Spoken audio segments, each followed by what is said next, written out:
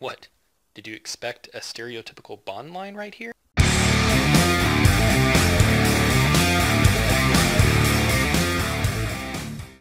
Spectre is the fourth James Bond film starring Daniel Craig as the iconic character, and the second directed by Sam Mendes. But if you're watching this, you probably already know that. I love Daniel Craig as James Bond.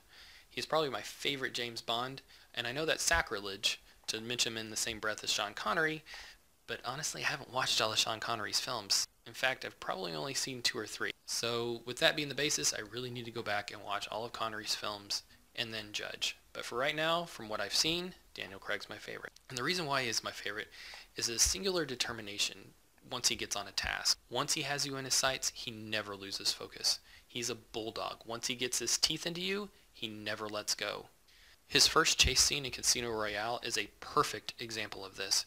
He was not going to lose that bomb maker regardless of the cost. Spectre continues this trend. He's on a mission and nothing's going to stop him. Not even the government that he works for. What's different about Spectre than Daniel Craig's previous Bond film is that it kind of fits into the stereotypical Bond movie that the other previous films did not. You've got a evil henchman, you've got a criminal mastermind, you've got this typical Bond girl. It kind of has all those same tropes that the classic Bond films do. And what was brilliant, I thought, about Casino Royale and Skyfall is it kind of broke the mold and didn't put those films into the Bond box. And I really think the Bond franchise needed this so they could distance themselves from the Pierce Brosnan James Bond and the ludicrous plots and the campiness that those films had. GoldenEye was great, but the other ones, man, the plots just went off the rails. And I think that's what Casino Royale did brilliantly, is it broke the mold, and it took all those regular James Bond tropes and it just turned them on its head. It brought Bond into the 21st century. Now that they established Craig as a James Bond,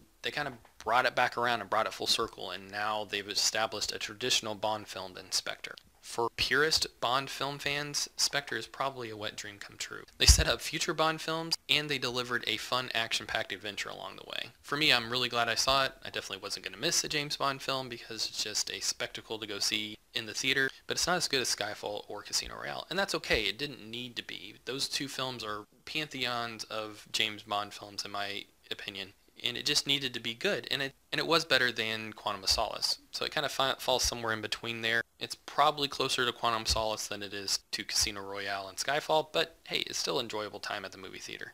And that's all it really should have been shooting for. Spectre was a fun, enjoyable flick. Sam Mendes did a great job of directing it and tying everything all together in the film. It was gorgeously shot, the same as Skyfall. It still had that kind of feel of Skyfall, even though maybe the plot and some of the other things didn't necessarily deliver. The plot and the mystery Bond has to solve in this movie are a bit cliche for the time that we live in right now. Back in the 60s, we had the nuclear bomb being stolen by an evil henchman to blow up the world. In today's spy movies, we have somebody using the internet to spy on governments and take them down, and to spy on everybody in the world and steal their personal information. That's what the main plot is that they're trying to solve in this movie. The other aspect of the movie that didn't really work for me was Lea Seydoux, I think I'm saying that right, as the Bond girl. Her performance was fine, but her chemistry with Craig, it just didn't pop off the screen. I just didn't buy into the fact that they were that into each other. Not sure why, it just didn't work for me. There was one line in particular in the movie that just made me roll my eyes when I was watching it, kind of way off in left field, and I'm like, they didn't earn that.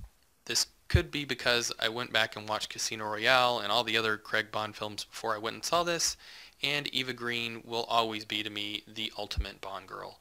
She was amazing. Her quips and the chemistry with Craig was awesome. You really believed that they were in love with each other, and really still believe that Craig is still not over her yet. So even in this film, and to have that kind of presence is phenomenal. So maybe that's not a fair standard for this Bond girl to live up to, but that's kind of where I am with it.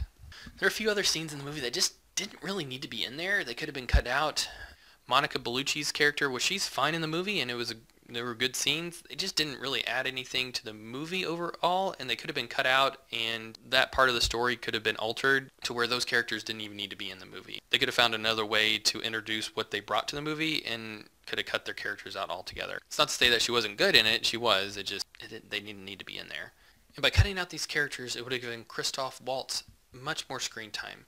He was awesome as the evil genius of the movie, and it would really serve the movie better if he was given more screen time. Much in the same regards as Javier Bardem got in Skyfall. If Christoph Waltz was given that much screen time, it would have really served the movie well, and it would have probably put this movie up there with Casino Royale and Skyfall if he was in the movie more. There was one aspect of his story that I didn't really like. It was part of his backstory, and it's not really needed, and it's kind of campy and out of left field. You'll know when you see it. It just didn't need to be in there. Wish they would have went a different way with that, but it is what it is.